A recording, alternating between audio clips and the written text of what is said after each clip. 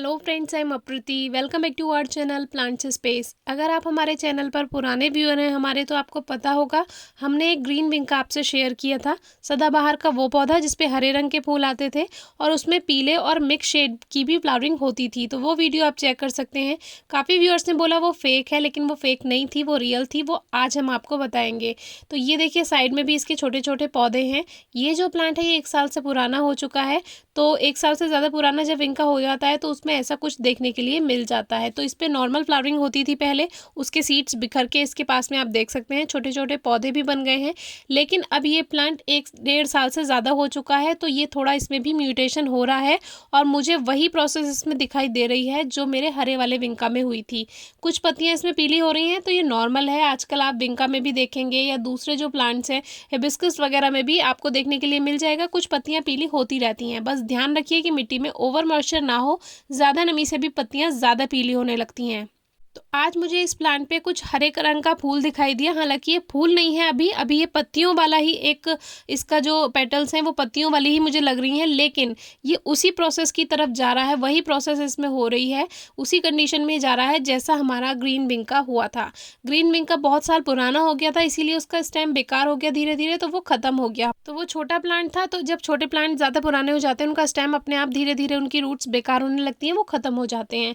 तो इस प्लांट में मुझे वही कंडीशन इसकी दिखाई दी जैसे उस प्लांट की थी। वो काफ़ी पुराना हो गया था और ये भी लगभग 1 साल 1.5 साल पुराना तो है, इससे ज़्यादा तो मुझे याद नहीं है। पिछले साल मैंने इसको नोटिस किया था, इस पे नॉर्मल फ्लावरिंग हो रही थी, शायद आपसे शेयर भी किया हो।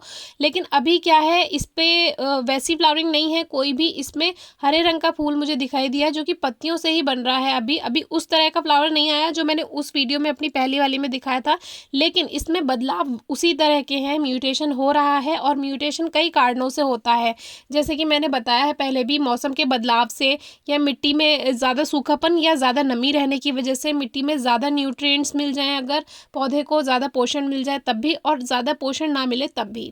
तो अभी मुझे इस प्लांट को बचाना है। तो सबसे पहले इसका नीचे का जो पोर्शन है उसको मैंने क्लीन किया। ये स्टेम जो है इसका थोड़ा हटा दिया यहाँ से पत्तियों को, और जितनी भी इसमें वीड्स वगैरह थी वो सब हटा दी। मुझे इसको सही से सेंटर में लगाना है, अच्छी केयर करनी है।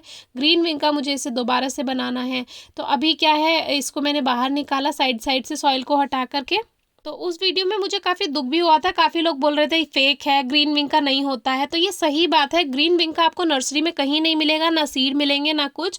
लेकिन ये मौसम के बदलाव से या स्ट्रेस से, म्यूटेशन किसी भी कारण से हो सकता है। प्लांट में चेंजेस आते हैं। मेरे पास कई तरह के पौधे हैं जिसमें मुझे कई तरह के चेंजेस दिखाई दिए और आपसे शेयर भी किया।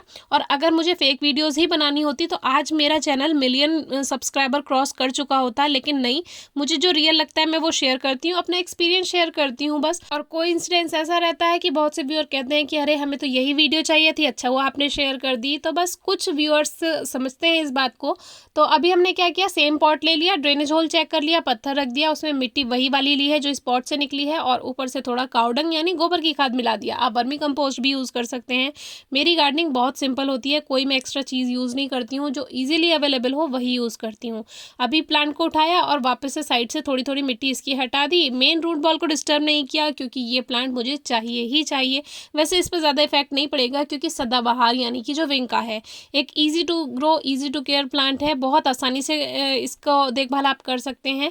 तो इसको हमने बीच में एक लेयर खाद की फिर से बनाने के बाद, मिट्टी की एक लेयर बीच में बनाने के बाद इस प्लांट को रख दिया। और पॉटिंग मिक्स मैंने स्पेशल नहीं बनाया, बीच में खाद डाल दिया, मिट्टी डाल दी, खाद डाल दिया, मिट्टी डाल दी, ऐसे ही करते करते अब मैं कर लेती हूँ। पॉटिंग मिक्स बनाना अब नहीं करती हूँ, ऐसे बीच बीच में कर देती हूँ। आप चाहे तो स्पेशल पॉटिंग मिक्स से भी तैयार कर सकते हैं। मिट्टी मेरी अच्छी होती है क्योंकि मैं वही मिट्टी यूज़ करती हूँ जो मेरे गमलों में से ही निकली है, क्योंकि जब गमलों में खाद बढ़ाते हैं तो मिट्टी निकालनी पड़ती है, तो वही मिट्टी रीयूज़ हो जाती है। तो इस तरह से अच्छे से मिट्टी की गुड़ाई कर दी, हाथों से ही कर दी नॉर्मल, और अब इसमें अच्छे से वाटरिंग कर देंगे। तो ये वेल ड्रेन्ड सॉइल है, अगर आपके पास वेल ड्रेन्ड सॉइल ना हो तो आप रेत मिला लीजिए, मैंने आपको पहले भी बोला है। बालू मिट्टी थोड़ी सी मिला दीजिए अगर कठोर है ज़्यादा मिट्टी तो, और ऊपर ऊपर भी इस पर स्प्रे कर दिया है। तो अब देखते हैं इस पर किस तरह की फ्लावरिंग होती है। टाइम टू टाइम अपडेट आपसे शेयर करती ही रहूँगी।